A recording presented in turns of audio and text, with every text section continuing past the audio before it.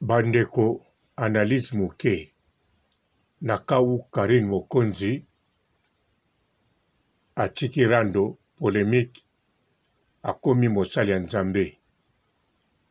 L'internet ekozala ndenge nini? Nzambe ozali Nzambe ya tango nyonso. Nzambe yo bateli biso na kati ya YouTube. Nzambe ozali Nzambe ya tango nyonso.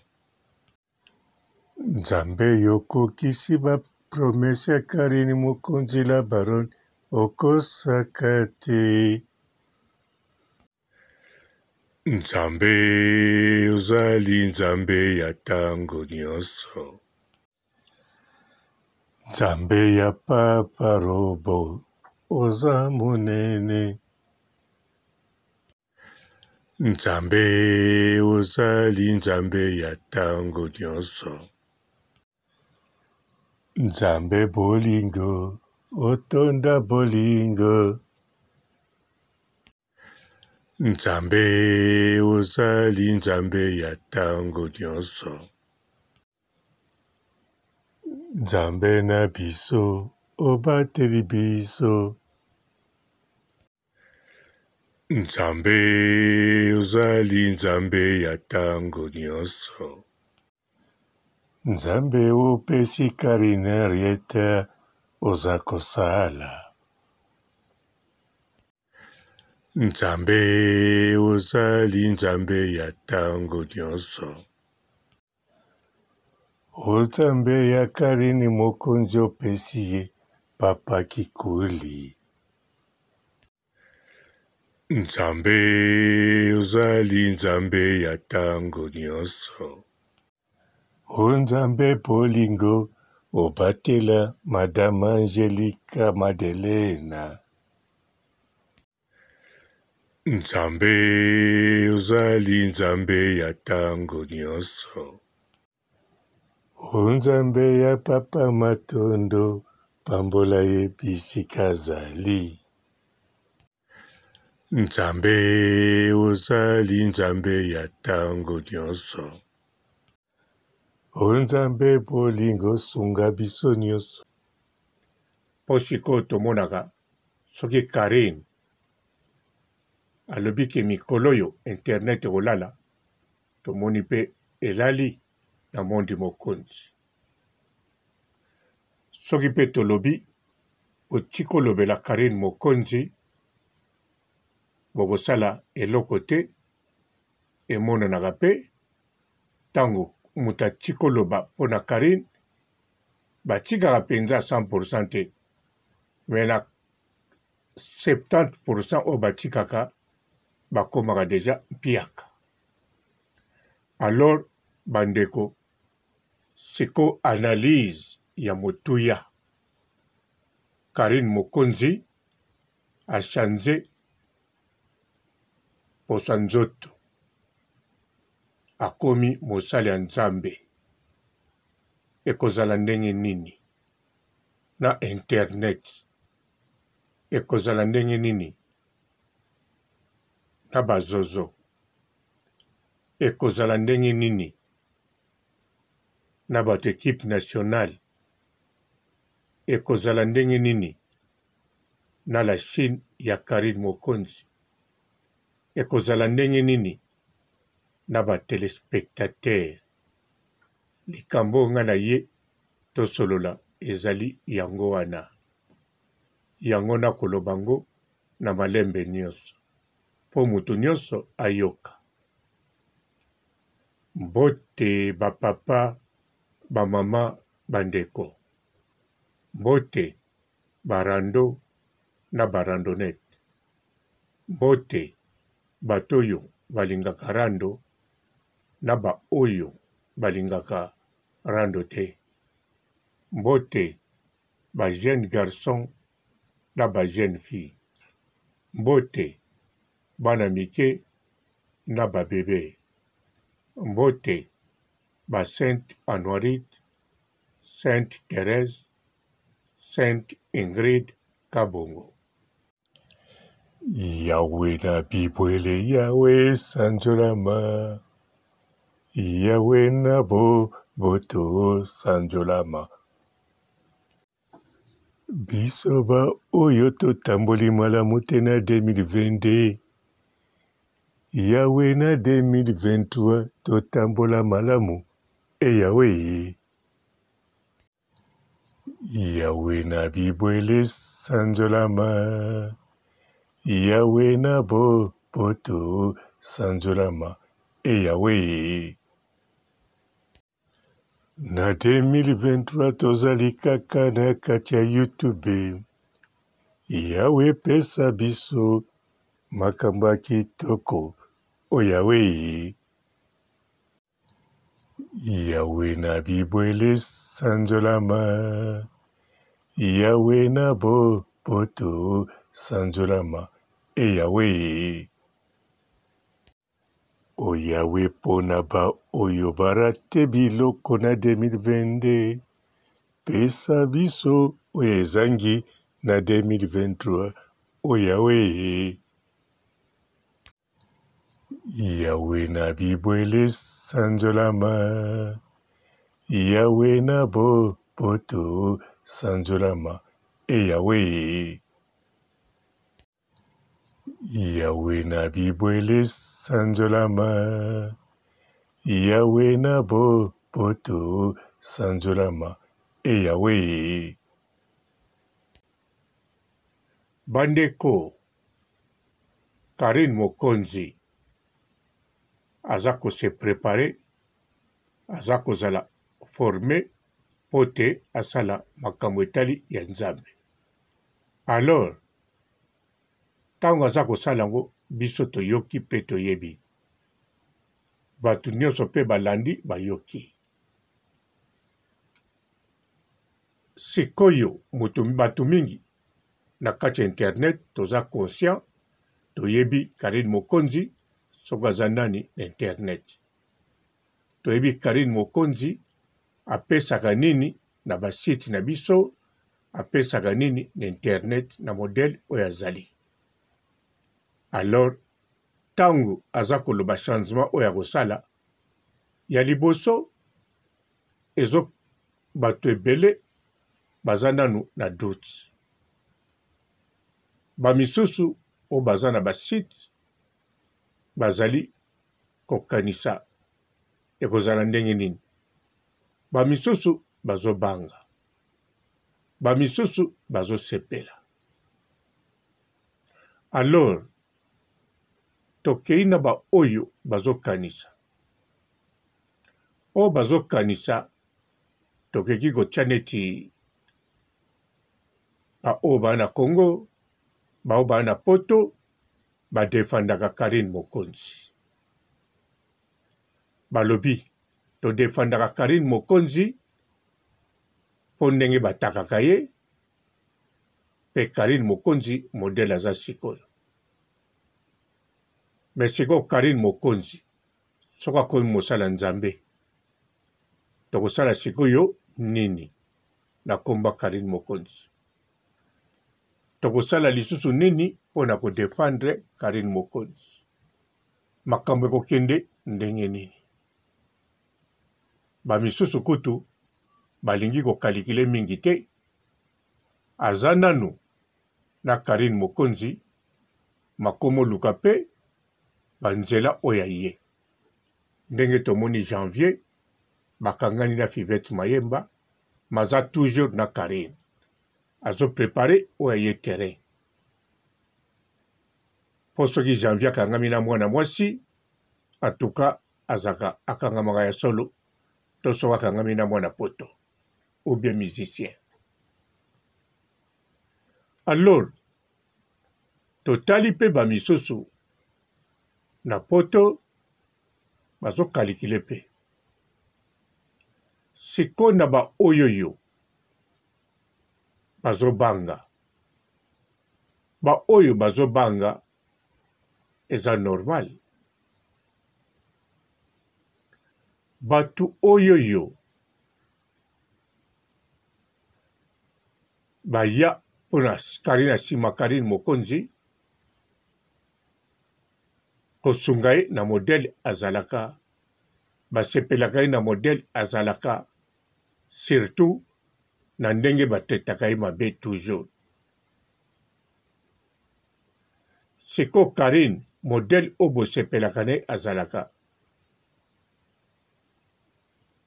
azoya na modele ya sika oyoyo nalobi nzoto ya sika na kati na Nzambe, mosala Nzambe. Alors bato mosusu wana bakobanga, bazo comprendre te likambo nini ekoya. Bien sûr bayebi ke eza eloko bien, mais kobanga eza naturel. Bamisusu bazosepela, oui bazosepela po bato mosusu bakanga meme basite to babimaka te po Karine mokonzi azali. Bamisusu baza na bango na basite batumbolaka susu Karine te po aza na la Chine, po soki omeki kaka ozwi. Bazozo oyoyo balobi ke kara.com, babeti kara.com po bazwi bafimbo ebele. Basous-marin babebisi bambongo ebele, babebisi maloba ebele, babomi na bata na bango, balekisi na ba ane na bango ya vie po na kaka badetruire Karine oyoyo tozane sikoyo. Bakoki te. Bawana nyonso bakosepela. Pourquoi bakosepela? Parce que ata bakoki ko détruire Karine te, mais Karine a changé poso nzoto, akomi mosala Nzambe. Bandeko ezaka analyse, bobanga te ya réalité te. Hypothèse kaka po bo comprendre. Bawana bakosepela na cadre nini? Par exemple, Miriam Mokonzi, Likelele, baza ebele, baya Yuda, bamisu Mavondo, baza penza ebele. Na ba Chinois o bakoma ya mbelu ya mine mibale. Baza wana ebele.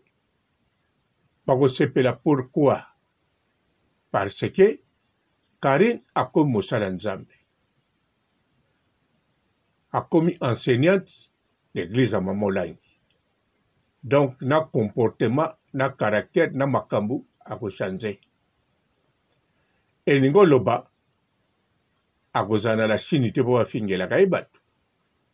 Akozana la Chine po balandaka makambu ya Nzambe. Akozana na bana membre te po bayaka na mawa po bazofinga ye. Akozana na bana membre po na balanda nzela ya Nzambe, batika bato wana na masumu na bango. Alors bango bakosepela po bakoki ko détruire Karine te, mais Karine oyo bango babanda koyina abungi akomi ya mosala Nzambe. Alors pana bango azaka Karine moko, mende aza susu na minduki te. Donc bakoko take ndenge balingi po bakotake ye wana to ebango to kalisa teke so Karine alobi nga na komi mosala Nzambe kimi ekoti na internet. Non, loin de là. Attaque à Ozwango, voire même ya somo. Ba oyo ba pasteur mukuna bazwaka ekoza muke. Bien sûr ekozala ya modèle mususu. Na modèle akala pe kozala. Mais nouveau modèle pe kozala. Mais attaque à Ozwango kaka na internet. Na le même bato yango bakosepela. Sikoba oyo babunga na internet bakoya. Ata bakoya na ndenge mususu me bakoya. Un exemple na kopia bino, Christelle Kabe ya Mobutu akoya. azaka na posa internet banda atia lokolo na poto azala na posa abanda makambo na ye aza deja na site YouTube na ye aza na Facebook na ye asalaka toujours makambo makimaka terrain oyoyo ya Karine Mokonzi po Christelle Kabeya eloko akimaka ezaka moko défaite alingaka défaite te po Christelle Kabeya na kati ya Kinshasa bima sans défaite alita na équipe nationale batuta ye na filora ye pa zongisa mapola te po ayebaki kobunda komba mpe kokima eza self défense eza kopola te akimaki ntango kombe ya kisho ake Braza avoyage azotangaka mbongo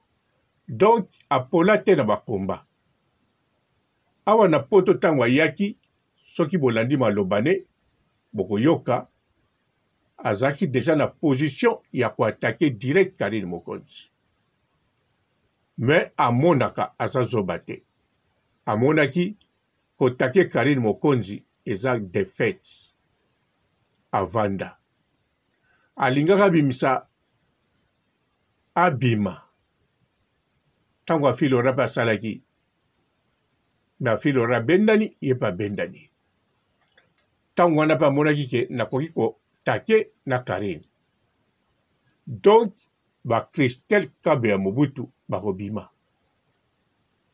bakobima ata sikoyo aza na ye amonanaka te makobima sikoyo bato lokola ye bakoya ebele oyo akala basite ekosalama voire même na Josepha Chaf bato ya sika mpe bakozala po YouTube ekokweya te ndenge tozoyoka ke TikTok ezomene mais YouTube mpe akodevelope makambo ebele akoniata kaka TikTok donc YouTube akozala kaka maison mère cerveau moteur alors sikoyo Karine Mokonzi etanke mosala nzambe internet ekoya susu show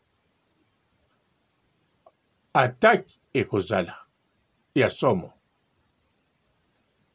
wana modèle nga namoni kimia ekozala te kimia ekozala na Karine Mokonzi yakomi mosala nzambe ye maloba ya nzambe ye akoya te atia mikro wana abando pupula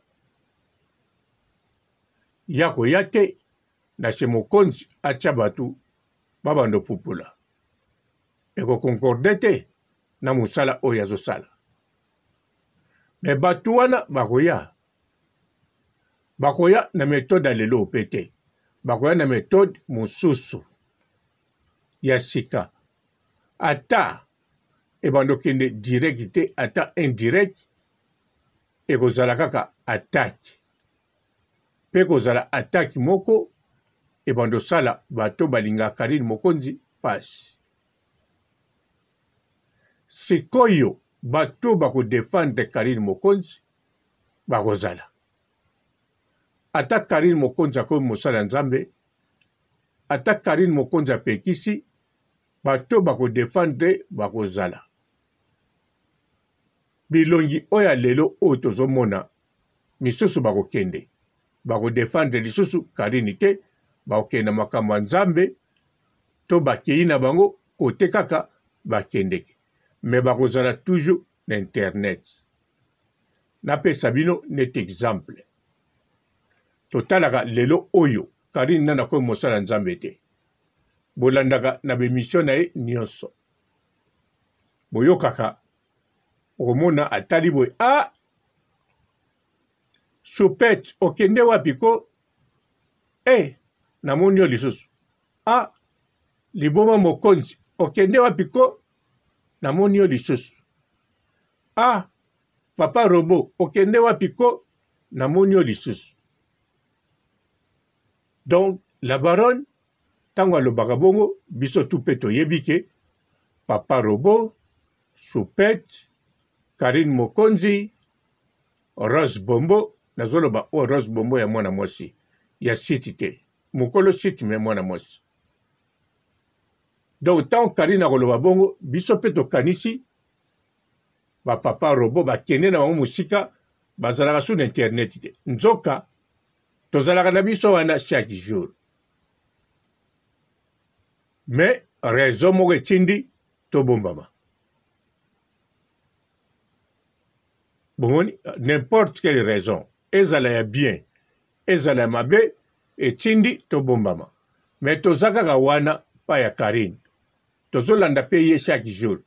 Ye ndazomona biso te, bato pe bazomona biso te. Tozosala pe geste moko te. Mais tozali, donc ndenge wana na lobi. Bato mosusu bakokende, batiki Karine, batiki ye boye, tomonaka bango susu te. Mais na se bazali. Chaque jour. Seko bakokosala likambo. Pona Karine, to bakokosala likambo. Pona bango moko, voire même bakokosala pe likambo contre Karine. Oui, na batala Chine, to na balobela Karine. Eza nango impossible te. Basala mabe contre Karine, to basala eloko te pona Karine, to basala bien pona Karine. Wane kokende bongo. Changement ekosalama na makambo ebele, tango Karine Mokonzi akomi mosala nzambe. Po bino moko bolobaka ngo, na Karine pa lobaka.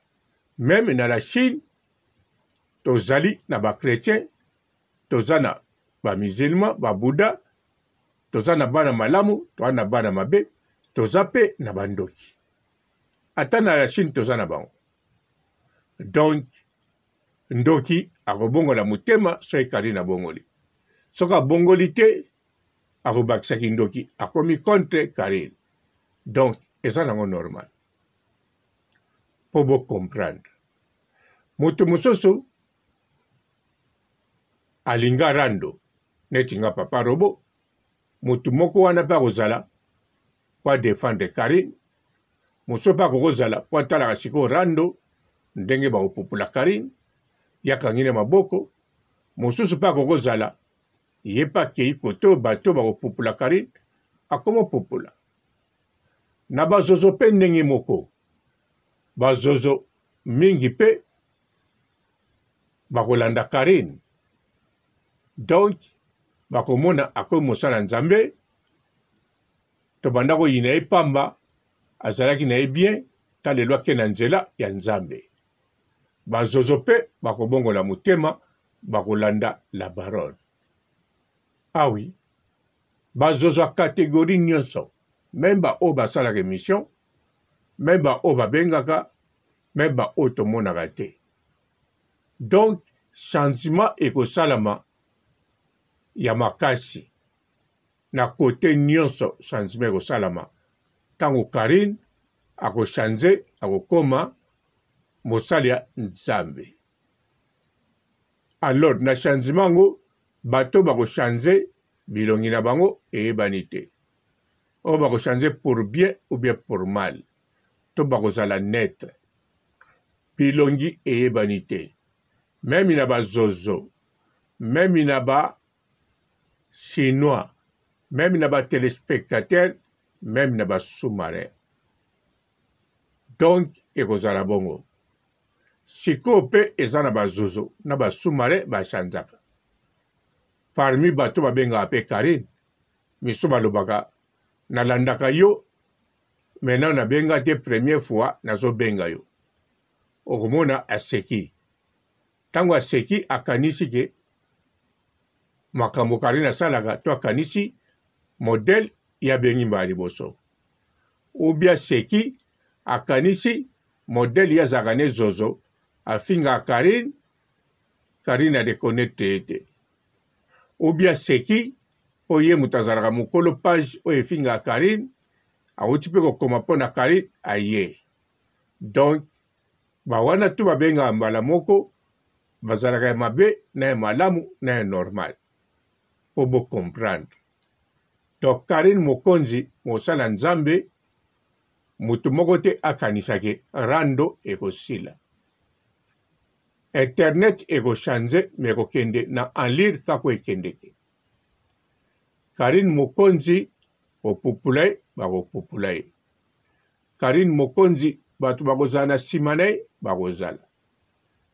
Karine Mokonzi batu bakodefendre ye bakozala. Me nyonso ekozala modèle ya sika. Wana analyse onga na sali. Pe batu tu ozwa komona moko na moko azo kalikile, azo prepare projet na makambo akosala pe na Karine. Batu tu bafungoli misu bazo tala changement ya Karine Mokonzi na ekendeli ya Karine Mokonzi na évolution ya Karine Mokonzi. Nakanisa toyokani. Botikala malamu et ciao. Bonjour fidèles internautes de www.elengiakomba TV. Bonjour, bonsoir, balandi nyonso ya Elengi ya Komba. Congolaise TV.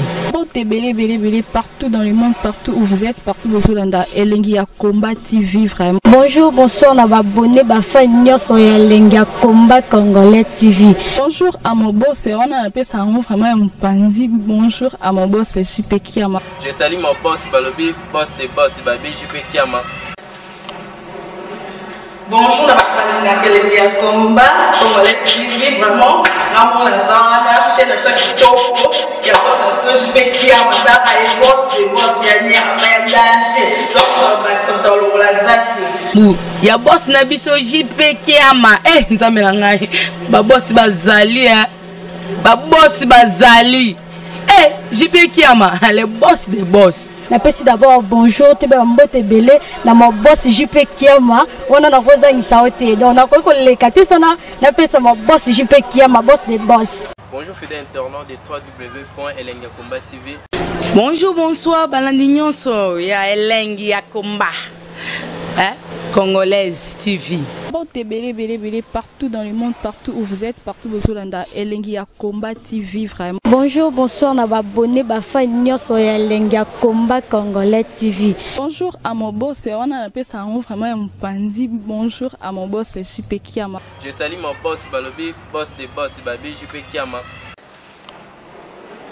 Bonjour, la Elengi ya Komba Congolais TV vraiment. Ramon Lazana, chaîne de ça qui topo, il y a pas de JP Kiama, t'as un boss des boss, il y a un danger. Donc on va accepter le lazaki. Ya boss na biso JP Kiama. Nzambe ngai. Ba boss bazali ba boss bazali. JP Kiama, le boss des boss. Napesi d'abord bonjour, tu peux mbote belé na mon boss JP Kiama. On a koza ngisaote. Donc na ko le katesana, napesa mon boss JP Kiama, boss des boss. Belé partout dans le monde, partout où vous êtes, partout où vous êtes, Elengi ya Komba TV vraiment. Bonjour, bonsoir, on va abonner bafa nyonso ya Elengi ya Komba Congolais TV. Bonjour à mon boss, on a appelé ça vraiment un pandi. Bonjour à mon boss, JP Kiama. Je salue mon boss Balobi, boss des boss Babi, JP Kiama. Bonjour, la Elengi ya Komba Congolais TV vraiment. Ramon Lazana, chaîne de ça qui topo, il y a pas de JP Kiama, t'as un boss des boss, il y a un danger. Donc on va accepter le lazaki. Ya boss na biso JP Kiama. Nzambe ngai. Ba boss bazali ba boss bazali. JP Kiama, le boss des boss. Napesi d'abord bonjour, tu peux mbote belé na mon boss JP Kiama. On a koza ngisaote. Donc na ko le katesana, napesa mon boss JP Kiama, boss des boss.